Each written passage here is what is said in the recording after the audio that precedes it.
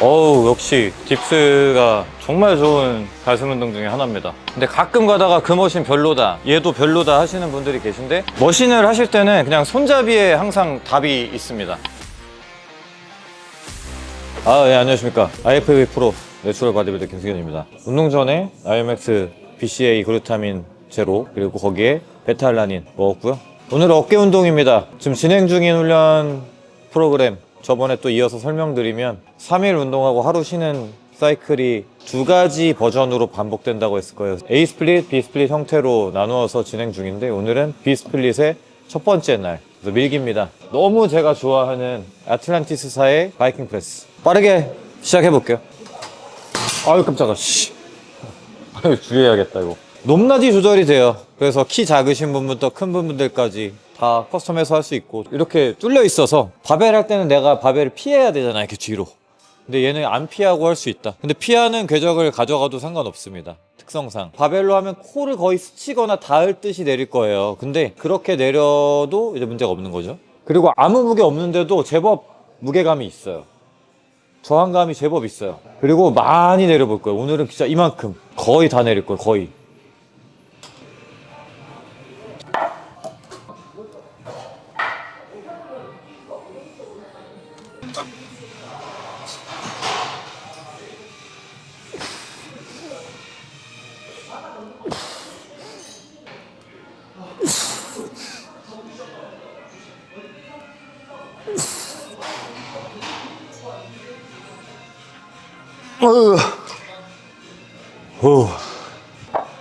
너무 좋네요, 역시.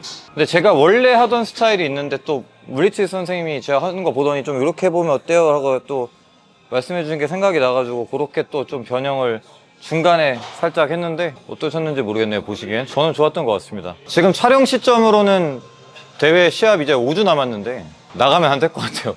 강한 동기부여가 생긴 지가 얼마 안 돼서인지 몰라도 초반에 조금 미적지근했던 게 지금 이제 스노우볼이 좀 굴러가서 역대급으로 준비가 좀 덜 되고 있습니다.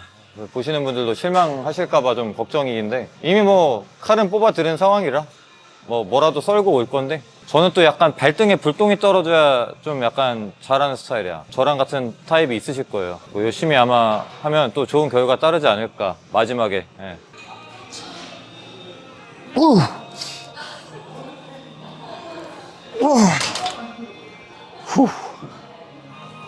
한 세트 더.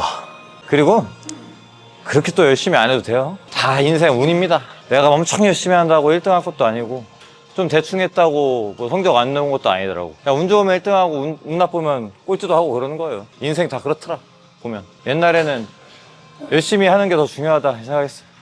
기본이긴 하죠. 근데 그 열심히 한 정도로 결과가 나오진 않더라고. 그래서 하한선만 지키세요. 정말 그 마지노선이 있더라고. 뭐 진짜 정말 인생 다 걸고 모든 걸 쏟아붓고 뭐 잠도 줄여가면서 하는 거랑 그 최소치 하는 거랑 큰 차이가 없더라. 오히려 다 쏟아붓잖아요? 번아웃만 와. 그리고 건강만 안 좋아져요. 모든 분야가. 그죠? 일도 막 열심히 해서 돈 벌어야지 하면서 막 잠도 3시간 자면서 해봐? 한 1년 해봐라. 건강 다 나빠지지. 근데 열심히는 해야 되는데 적당히. 그게 중요한 것 같아. 그 적당히 기준이 좀 애매해서 그런데, 생각보다 그 기준이 높은 건 또 사실입니다. 특히 뭐 보디빌딩 자체가 결과만 보여주는 종목이잖아요. 그죠? 이 분야 자체가. 그래서 과정은 팬분들만 알아요. 어차피 나를 계속 지켜보는, 특히 뭐 옆에서 지켜보는 사람들만 알지, 여러분들조차도 사실은 모르죠. 편집된 거 일부만 보니까. 그죠? 열심히 하는지 만약 뺑기 치는지 모르잖아요, 사실. 대충 하는데 열심히 하는 척 할 수도 있고, 진짜 열심히 하는데 대충 하는 척 할 수도 있고. 근데 저는 그래요. 이거 할 때 팔꿈치를, 어떤 프레스는 뭐 여기까지 내리고 뭐 그러잖아요. 저는 한번 여기까지 다 이렇게 내려보시라고 말씀드리고 싶어요. 팔꿈치가 거의 뭐 여기에 닿을 듯이 이렇게. 너무 좁으면 팔꿈치 부담되니까 좁게 하지 말고 적당하게, 어깨 넓이보다 조금만 넓게. 그러면서 이렇게 많이, 그래서 이 어깨 관절이랑 아랫팔이랑 이렇게 크게 가게 한번 만들어지게끔 내려봐요. 더 많이 늘어나고 텐션감도 더 좋을 거예요. 근데 주의사항, 그렇게 다 내렸을 때 어깨 텐션 하나도 안 느껴진다, 그럼 그렇게 하면 안 되겠죠. 근데 보통 테크닉적으로나 아니면은 뭐 어느 정도 숙달된 사람들은 보통 다 내리면 텐션감 더 좋을 수밖에 없어요. 그래서 그 다 내리는 정도를 개인마다 좀 다르게 설정해라. 그건 테크닉에 달려있다, 숙달도에 달려있다. 이미 4세트를 수행을 했기 때문에 바이킹 프레스를 요거는 2에서 3세트 정도 느낌 보면서 수행을 해볼게요. 팁을 또 드릴게요.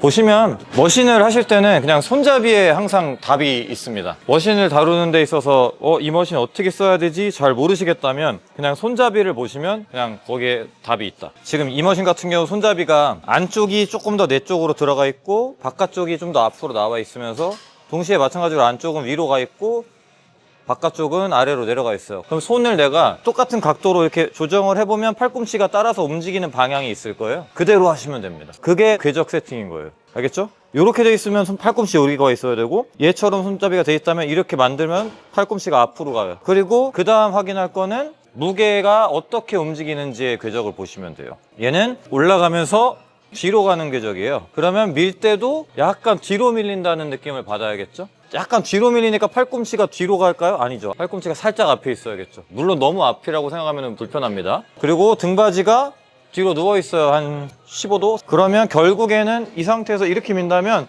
똑바로 앉아서 수직으로 미는 것과 다를 바 없다. 그래서 좋게 설정이 되어 있는 거죠. 이 똑같은 머신이 하나 있어요. 뭐예요? 해머 스트렝스. 제가 옛날부터 극찬하는 머신 중에 하나잖아요. 근데 가끔 가다가 그 머신 별로다, 얘도 별로다 하시는 분들이 계신데 아마도 그런 궤적과 손잡이의 의도를 잘 파악을 못하다 보니까 운동이 내가 생각한 거랑 좀 다르게 돼서 느낌을 좀 못 찾으시는 경우가 아마 있을 겁니다. 그래서 손잡이를 보고 추측을 해보시면 좋은 가이드가 되고요. 또 한 가지는 이제 무게가 어느 지점에 제일 무거워지느냐를 또 보면 되는 건데 이 머신은 세 군데에 있죠. 그래서 처음 뽑을 때 무겁냐 아니면은 최대로 단축할 때 무겁냐 이걸로 또 나뉘는데 얘는 그거를 내가 설정할 수 있는 머신이라서 또 제가 좋아하는 머신 중에 하나고 많은 프로들이 또 필요로 하는 머신 중에 하나죠. 자, 그리고 또 중요한 거는 동작을 할 때 사실 거의 대부분의 운동에 해당되는 건데 단축하든 신장하든 동작이 전환되는 구간이 있어요. 그 구간을 최대한 천천히 딜레이 시켜보는 겁니다. 이게 아니라 굴곡됐다가 신전되는 동작, 뭐 신전됐다 굴곡되는 동작이든 뭐든 전환되는 구간에서 빠르게 하려고 하지 말고 천천히 버텼다가 마찬가지로 단축도 단축했다가 이거보다는 좀 지그시 근데 멈춤은 없어야 돼. 특히나 관절로 버티는 멈춤은 좋지 않습니다. 근비대는 기계적 장력이 그냥 알파이자 오메가예요. 그것만 생각하고 이제 운동하셔도 됩니다. 소위 말하는 고립이라 그러는 거, 그게 바로 그 기계적 장력이 가장 극대화된 상태를 이야기하는 거다 보니까 초보분들은 특히나 더 천천히 하시는 게 중요한 거예요.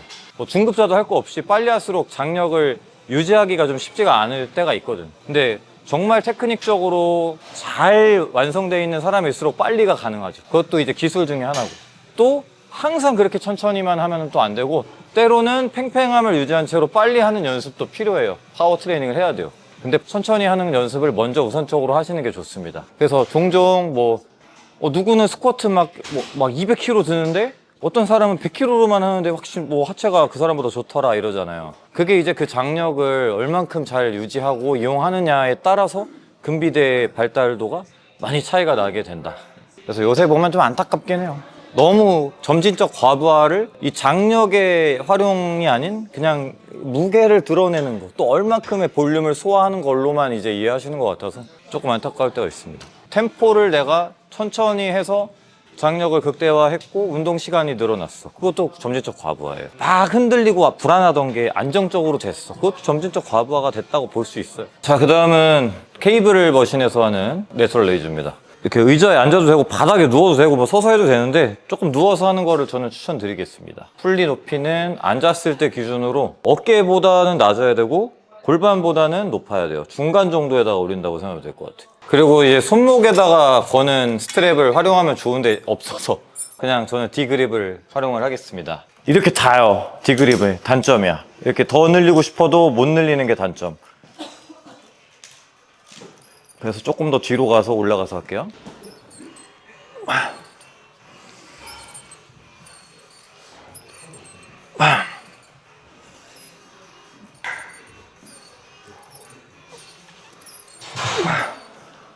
오케이. 아니, 조금 더 해야 되는데 약간 각성이 좀 덜 됐나 보다. 최대한 해보겠습니다. 안 되면 억지로라도. 레터럴 레이즈는 그런 운동입니다. 정말 팔이 안 올라갈 때까지 해야 실패점에 조금이라도 근접하는 운동이에요. 다른 운동과 다르게 실패점까지 가기가 꽤나 어려운 운동이다 보니까 더 못할 것 같은데 싶을 때 어떻게든 더 해주시면 좋을 것 같습니다. 다른 운동 같은 경우는 실패점을 좀 체감하기가 쉽잖아요. 레터럴 레이즈는 실패점인 것 같은데 팔이 올라가. 그래서 힘들지만 최대한 이제 정말 못할 때까지. 제가 가끔 그렇게 비유를 해요. 누가 총구를 겨누고 있다고 생각하는 거야. 나 뭐 뒤통수에다가. 너 하나 더 못하면 쏠 거야. 어떻게 할 거야? 라고까지 생각을 하시고 하셔도 좋을 것 같아요.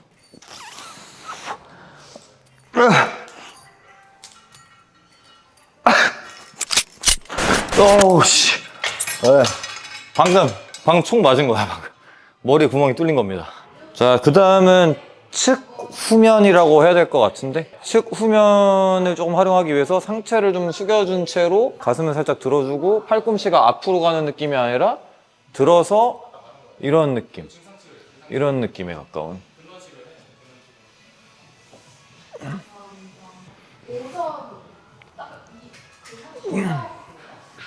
팔꿈치를 아까 좀 많이 구부린 것 같은데 그냥 좀 조금 펴놓고 가도 나쁘진 않을 것 같아.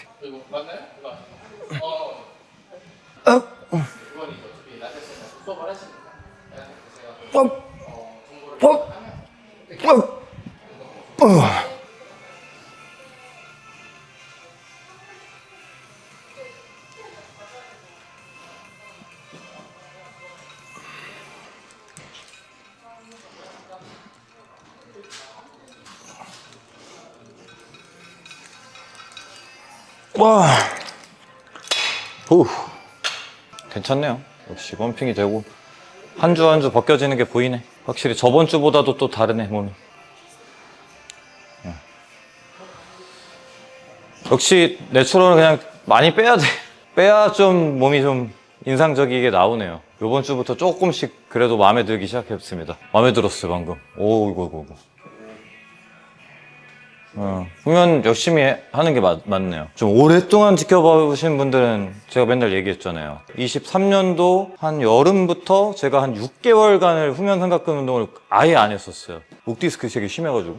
그러고서 개선이 되고 확실히 내가 느끼기 후면 삼각근 조금 많이 좀 작아진 것 같은데 싶은 느낌이 났었어. 대신에 이제 등 운동은 좀 잘 되고 목 디스크도 개선돼가지고 좀 편해지고 그렇게 좀 시간이 흐른 뒤에 작년부터 그래도 맨즈 피지크 다른 종목도 아니고 맨즈 피지크에서는 후면 삼각근 너무 중요하다라고 생각을 안 할 수가 없잖아요. 그래서 다시 열심히 하고 이제 1년이 지난 건데 마음에 드는 것 같아요.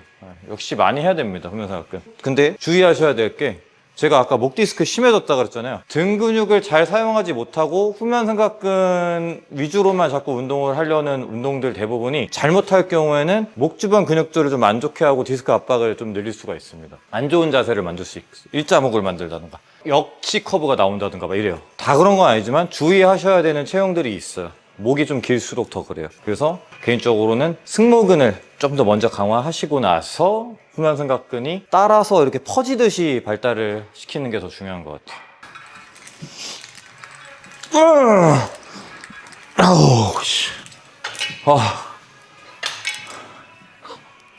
어우 너무 아프다. 너무 아픈 만큼 좋습니다. 오이구, 진짜 제일 잘 된 것 같은데 올 시즌 들어서 후면 삼각근.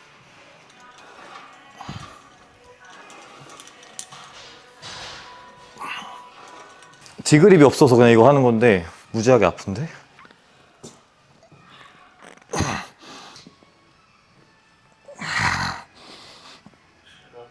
어깨 중심으로 메이는 운동을 하는 날이다 보니까 가슴도 만약에 근육통이 남아있지 않다면 가볍게 진행을 합니다. 중량을 치기보다는 케이블 프레스를 하고 있고요. 펌핑감만 만들어주는 정도라고 보시면 될 것 같아요. 가슴 밀도를 위한 그런 운동입니다. 중량과 부하는 에이스플릿 데이 2 때 이미 진행을 하기 때문에 충분히 오늘은 근육통이 남아있지 않다면 펌핑감과 가슴 라인을 다듬는 식으로 운동을 합니다. 그리고 조금 반복을 많이 챙길 수 있는 운동들, 예를 들면 뭐 푸시업이라든가 딥스 이런 것들을 구성을 해봤고요. 좋습니다.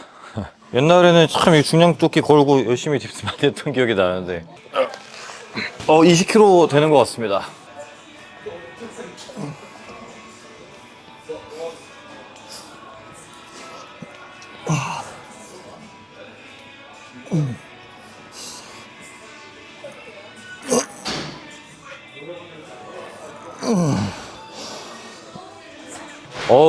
크런치 딥스가 정말 좋은 가슴 운동 중에 하나입니다. 한 세트만으로도 펌핑이, 오늘 가슴 운동 되게 조금 하는 건데도, 특히 어깨가 털려 있는 상태에서도 이 정도면 아주 훌륭합니다. 어우.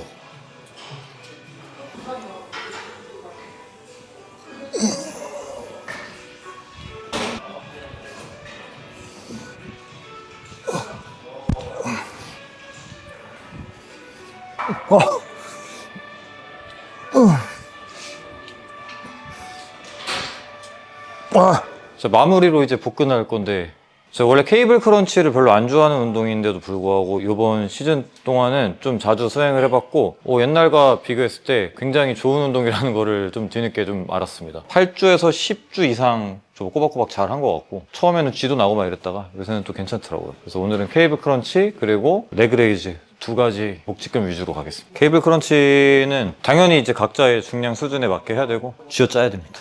대신에 쥐어짜고 끝나는 게 아니라 잘 텐션 잡고 늘려줘야 돼요. 쥐어짜는 느낌을 일단 찾는 게 중요하겠죠?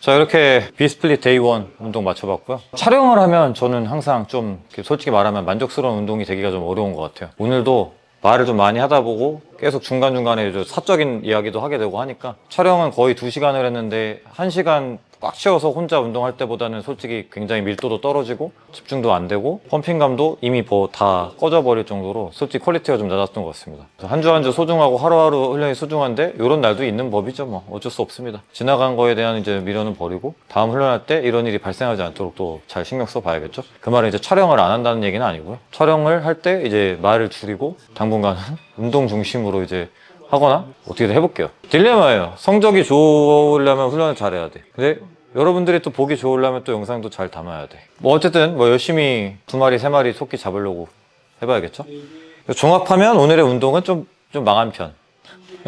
초반엔 좀 좋았는데 촬영이 늘어지면서 조금 솔직히 지금 느낌이 별로 안 좋습니다. 유산소도 해야 되는데 뒤에 또 촬영이 있어가지고 유산소도 못해. 그래서 오늘은 별로 그렇게 마음에 드는 날은 아닌데 이렇게 조급해서 그런 것 같습니다. 이런 하나하나가 이제 스트레스가 되는 중인데, 그것만 봐도 이제 시합이 얼마 안 남았다라는 체감이 딱 드네요.